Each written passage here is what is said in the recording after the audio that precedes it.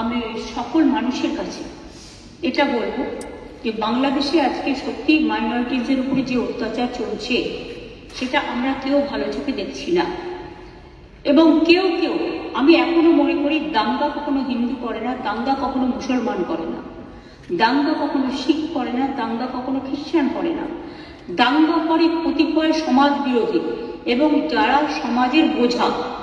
সুতরাং এই ব্যাপারটিকে এই অ্যাঙ্গেল থেকে দেখে আমরা সবাই যেন এমন কোনো মন্তব্য না করি যাতে আমাদের কোনো রকম পরিস্থিতি বাংলায় এটাকে নিয়ে খারাপ হয়।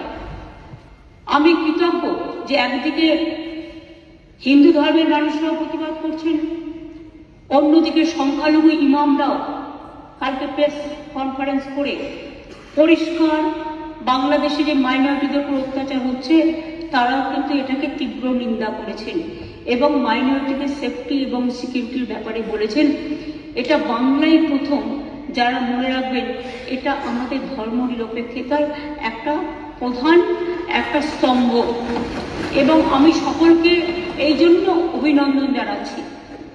আমাকে অনেক সংখ্যালঘু সম্প্রদায়ের অনেকে বলেছিলেন যে আমরা মিছিল করতে চাই, প্রতিবাদ করি। আমি বলেছিলাম না, মিছিল করলে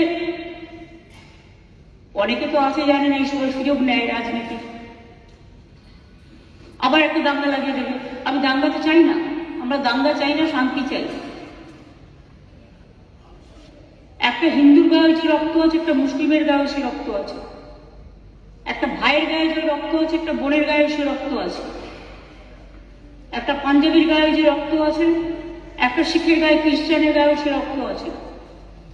আমরা নিজেদের মধ্যে ভেদাভেদ না করে, আর কয়েকটি মিডিয়া, আই মাস্ট সে, আমি অ্যাপিল করছি তাদের কাছে, এটা উত্তরপ্রদেশ নয় যে আপনাদের ব্যান করে দেবে, এটা উত্তরপ্রদেশ নয় বা রাজস্থান নয় যে আপনাদের অ্যারেস্ট করে নিয়ে যেভাবে সাংবাদিকদের উপর অত্যাচার হয়েছিল, আমার কাছে ছবি আছে, সেটা করব।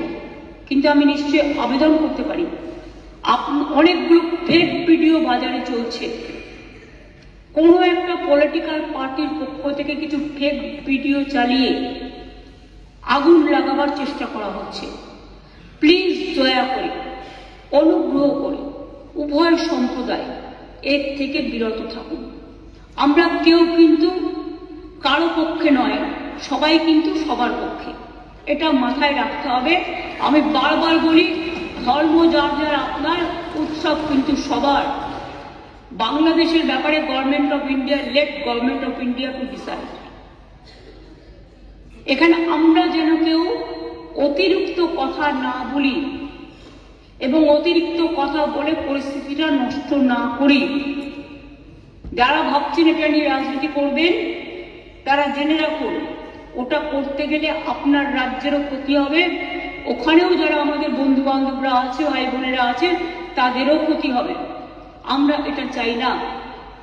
গভর্নমেন্টের কতগুলো পলিসি আছে, যেমন এক্সটার্নাল অ্যাফেয়ার্স পলিসি, এটা গভর্নমেন্ট অফ ইন্ডিয়ার ভাগ্যে পড়ে, আমাদের নয়, ওদের জুরিসডিকশনে পড়ে।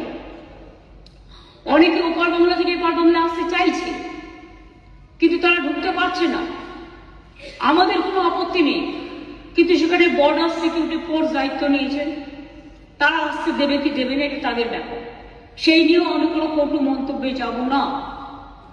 কিন্তু যাদের টাকা আছে, পয়সা আছে, ভিসা আছে, পাসপোর্ট আছে, তারা তো প্লেনে চলে আসছে।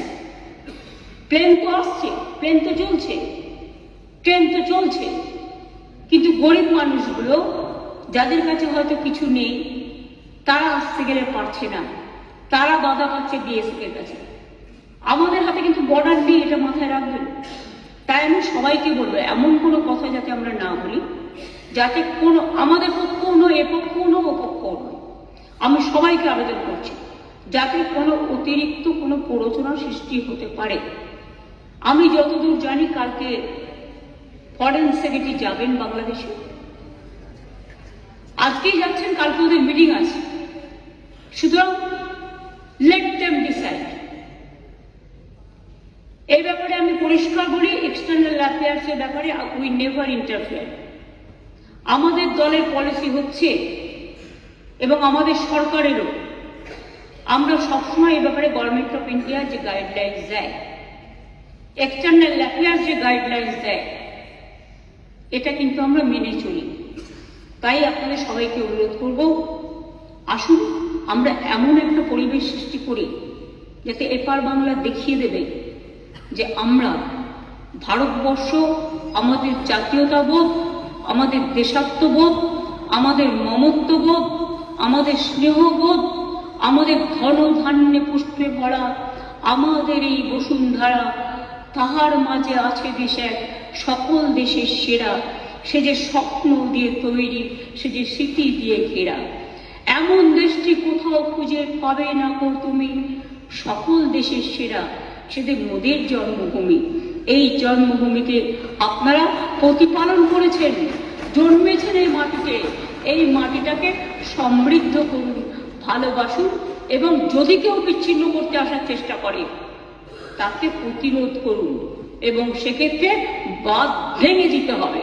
আর যারা কেউ কেউ বলছে বিহার দখল করব, উড়িষ্যা দখল করব, আমি বলি ভাই, ভালো থাকবেন, সুস্থ থাকবেন, সুন্দর থাকবেন, কিন্তু এত বড় হিম্মত আপনাদের কেন? কারণ নেই যে বাংলা, বিহার, উড়িষ্যা সব নিয়ে নেবেন আর আমরা বসে বসে লালিপপ খাব।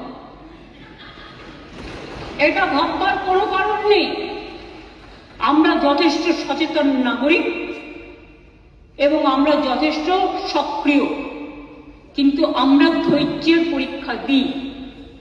তার কারণ এটা আমরা রবীন্দ্রনাথ ঠাকুরের কাছে শিখেছি যে আগুনের পরশমণি ছোঁয়াও প্রাণে, এই জীবন পূর্ণ করো, এই জীবন পূর্ণ করো, এই জীবন পূর্ণ করো।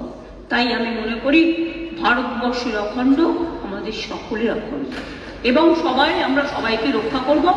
এটাই আপনাদের সকলকে আমি আবেদন জানিয়ে গেলাম। যেহেতু হাউস চলছে, লোকসভাতেও আমাদের মেম্বাররা নিশ্চয়ই আলোচনা করবেন সুযোগ পেলে। কাজে যিনি গেছেন ক্যাবিনেট সেক্রেটারি, আমরা আশা করি তার দৌত্য সফল হোক, শান্তি ফিরে আসুক। বাংলাদেশের রাজনীতির সাথে আমাদের রাজনীতির সম্পর্ক নেই। ওরা কে কি রাজনীতি করবে সে নিয়ে আমরা কোনো কথা বলতে চাই না, কিন্তু আমাদের দেশের যে ধর্ম নিরপেক্ষতা, যে গণতন্ত্র, যে সংবিধান, আমরা যেন সেটাকে মেনে চলি। আমরা যেন অন্য কোনো উস্কানি না দিই, এটুকুই আমার আবেদন। অনেক ধন্যবাদ স্যার এই টাইমটা আমায় দেওয়ার জন্য।